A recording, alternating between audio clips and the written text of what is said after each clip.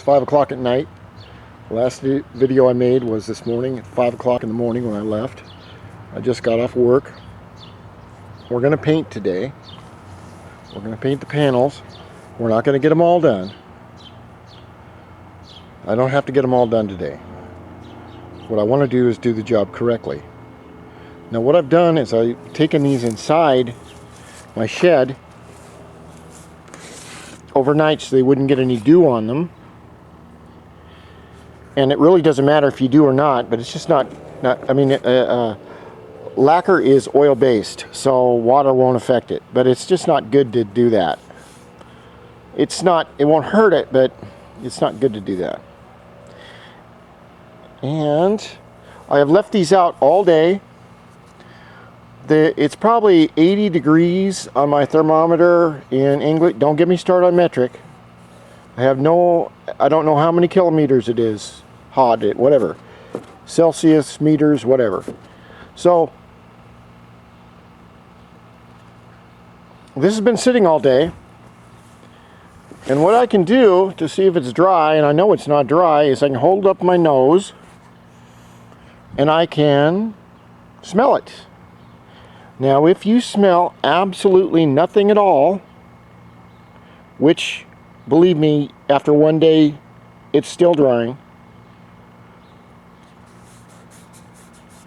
then if you smell any kind of chemical, then your primer is still drying. What I mean by drying is it's shrinking. Any little tiny cracks or any little tiny imperfections underneath all that beautiful primer, this primer, once it dries and once all the reducer comes, or lacquer thinner comes out into the air, it will sink into those areas. And hopefully we've cleared up most of that. But you can see, you know, there's one little problem right there, but the seat, I know the seat is going to cover all around here, so I'm not worried about it that much. Or up here, because let's face it, this panel is over 20 years old. It's been painted I don't know how many times. And the bottom part, you can see right there, there's a little, this doesn't look totally correct, the way they match. But that's not I may do a little bit of fine tuning on that. A little bit of fine tuning right here. I don't know if you can see it on this edge, where there's a little bit of JB weld. We had a dot here yesterday. Oh, you can even see some of the, there's some other little cracks in there. It's just from the primer drying. And a painter with a painter's eye will look at this and go, okay, I'll sand a little bit extra on that area and just clean it up. Because you're not going to get it totally perfect. Now over here, we have, this is a tape. And I use it as a transition. This is like a, what do they call it? A coach lines or pinstriping. I used it between the dark and the light. We have one area here. We have, this is higher because of the line right there, and then we have the primer, which is higher, so we have 3 steps. I'm going to sand this primer down, and this is all clear underneath here, so it's not going to hurt anything. I'll sand the primer smooth, and then I'll remask this line, and then I'll take some 600 grit wet, and I'll lightly take my soft block and I'll go over everything and feel it with my hands and get it really smooth. And if you're not sure about getting it real smooth, you can use a cloth. T-shirt material is the best. And when you do this, it will make your fingers very, very sensitive. But our goal is to get the surface as smooth and error-free as possible so we can lay down a really good coat of paint.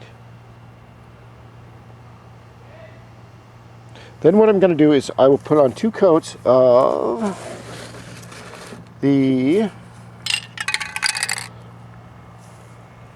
don't know if you can see, yeah, I guess you can see it. You see it's kind of silver reflection stuff. I'll put down 2 coats of that, and we're going to do a little bit of work with that, and probably 2 coats of the color, and then I'll put some clear on there. Shit, did I forget to buy clear? Maybe I did. Alright, I'm going to sand these down. Now when you're doing final sanding, you can burn through if you want. There's no problem with that. But the goal for the final sanding is not to do that. The goal is to just make the whole thing smooth, go over it lightly, because we've already done all the hard work. If you see an area that may need something, then just go over it. Take it down to the color if you want. Spray a little bit of primer on the area. Redo it. Get the panel as smooth as you'd like to get it. And once we do that, then we can begin the painting process, which is it's just a different technique, and you're going to learn how to do it. So if you're going to start painting, grab yourself something to relax. Put on some good music like Lawrence Welk, The Metal Years, Perry Como, Live and Dangerous,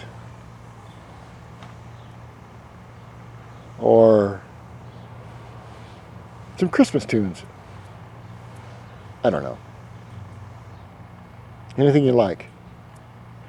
And then try not to be interfered with while you're painting by annoying people like your wife or mistress. And of course, if you got a girlfriend, dude, and she's like 19 and she's got these gigantic boobs, well, just go ahead and take a break and forgive her. Rock on.